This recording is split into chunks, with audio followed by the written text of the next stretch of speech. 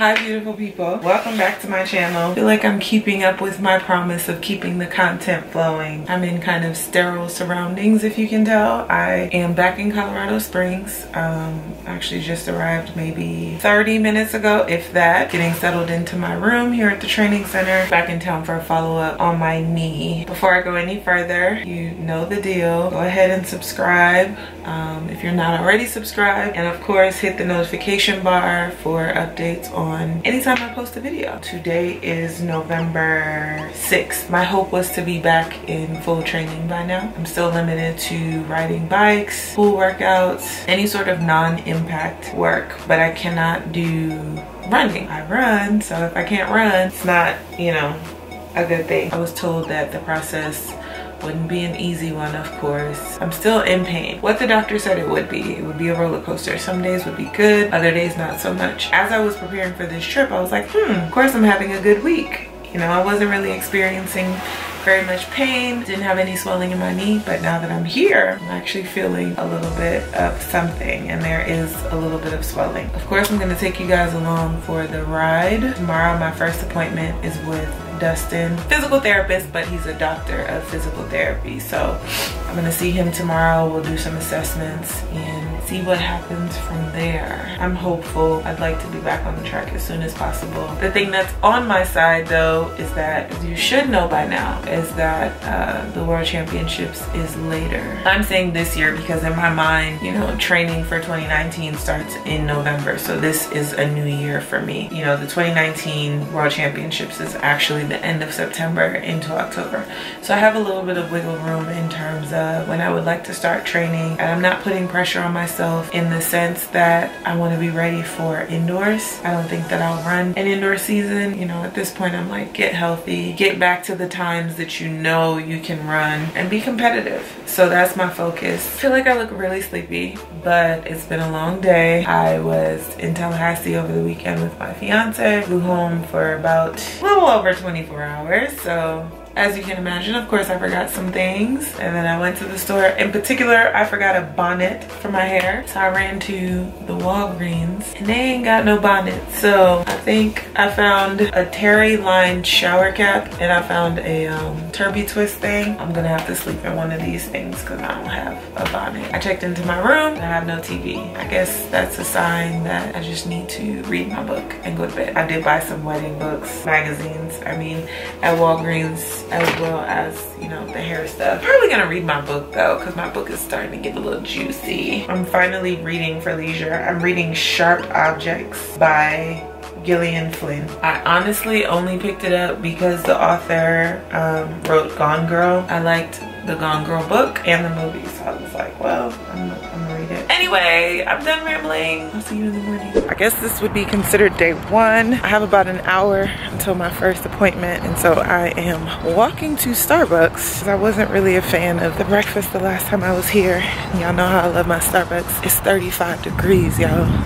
I'm not prepared. Clearly, I don't have no hat. Should have wore my scarf. My first appointment this time is actually on campus, so I will show some of the sports medicine. The sports medicine department here has different rules, so I was not able to film my experience with Dustin this morning, but I was also with Carlos. Dustin kind of walked me through some of, you know, what he feels like I should be doing. I guess I'm almost cleared to run. What he said was he actually expected me to be running, but apparently there's been some miscommunication, or I didn't fully understand what he meant by loading. A few weeks ago, he was like, you know, I want you to start loading the knee. You know, some pain is normal because you got to get the blood flowing through there. The body knows that it's injured. Based on the conversation that we had, I thought that meant weightlifting, which I have been doing that. Mainly body weight, RDLs. Sorry, I'm having a brain fart right now. Haven't done any squats yet, but you know, that kind of loading is what I thought he meant. Anyway, so we went through that conversation, and then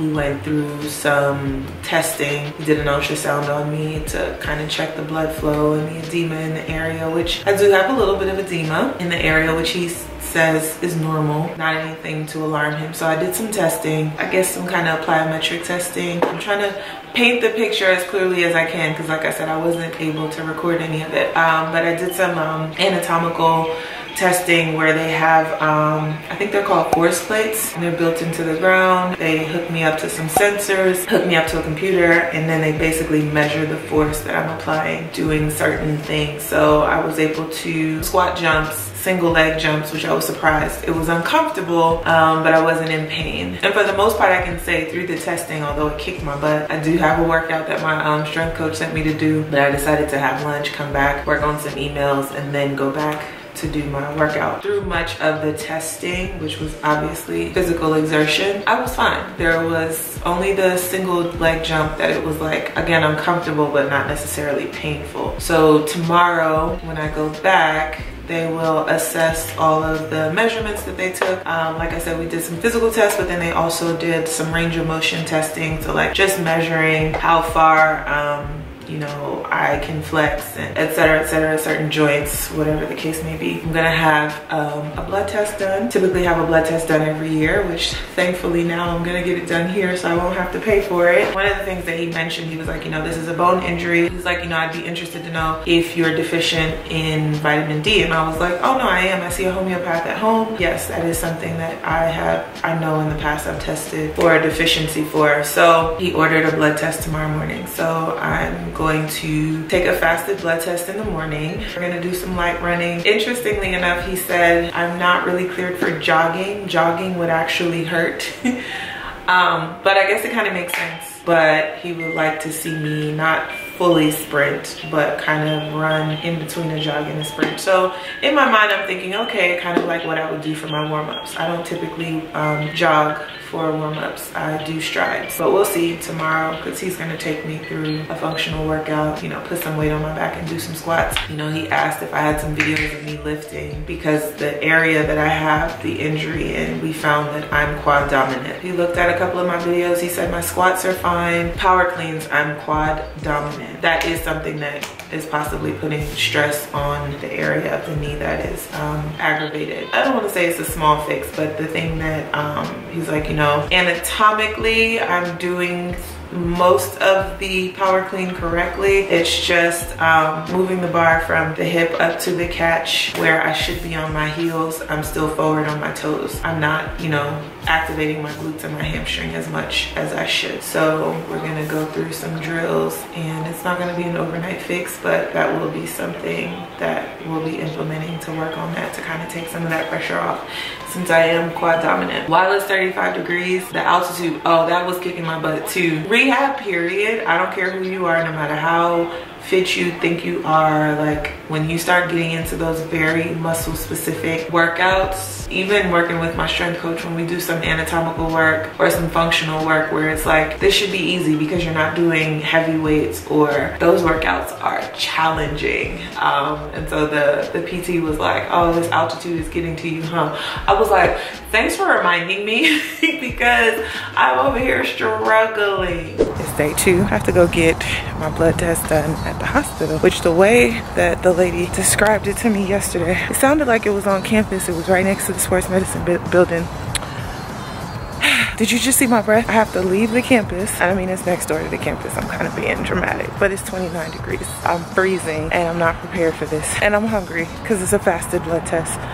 Oh, Jesus be offense. Aha, there it is. I think that's where I'm going. It's cold.